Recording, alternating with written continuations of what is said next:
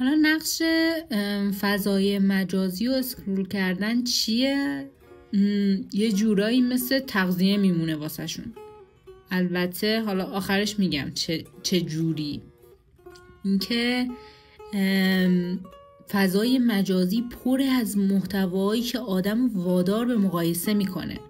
مقایسه هم که خوراک این فکراست. دقت کردی وقتی میری تو فضا مجازی همه چیز تمام و کمال، همه صبح زود پا میشن، همه صبح زود که پا میشن کلی کار مهم دارن که دیرشون شده باید عجله کنن. پروداکتیو، ورزششون رو میکنن، کافه رستورانشون رو میرن، یه عالمه گروه های دوست و رفیق و فلان و بیسار دارن، هر روز در حال خرید کردن و آنباکس کردن و حالا خونه رو نو کن، حالا خودتو نو کن، حالا لباستو نو کن. و فکر می‌کنی نتیجه دیدن اینا چیه؟ چه حسی آدم داره بعد اینا؟ آفرین، من کافی نیستم، همه خفنن، فقط منم که جا موندم. به نظر چقدر واقعیه؟ و همه اینا میان و میشن خوراک اون فکره. حالا دیگه تویی که نمیتونی این فکرها رو مدیریت کن. کافیه حالا از قبلم آدم خودش یه پیش زمینه‌ای داشته باشه، یعنی بدون اینا هم خودش میگن بی ساز میرقصه.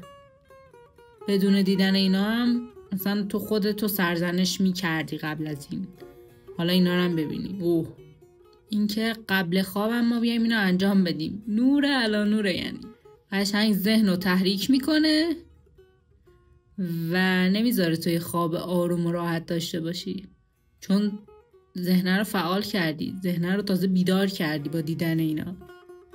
و همینه که صبح که پا میشی خسته ای. یه وای کی توی خواب از من کار کشیده؟ خودت عزیزم، خودت. پس چرا اگه اینقدر بده ما وقتایی که میخوایم، دیدین مثل این کارتونا ابر فکر و خیال بالای سر میخوایم بزنیم بره، سری اولین کاری که میکنیم میریم اینستا رو باز میکنیم، میریم تو اکسپلور. چرا؟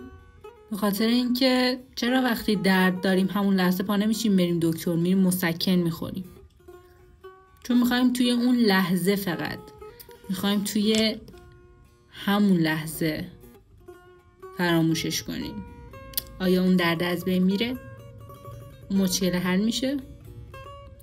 ولی خب اون لحظه نیاز داریم، گاهی واقعا نیاز داریم، کارش نمیشه کرد. همیشه که آدم باید کار مفید کنه. حالا یه سری راهکار هست برای همین، اینکه حتی وقتایی که میخوای اکسپلور گردی هم کنی مفید باشه.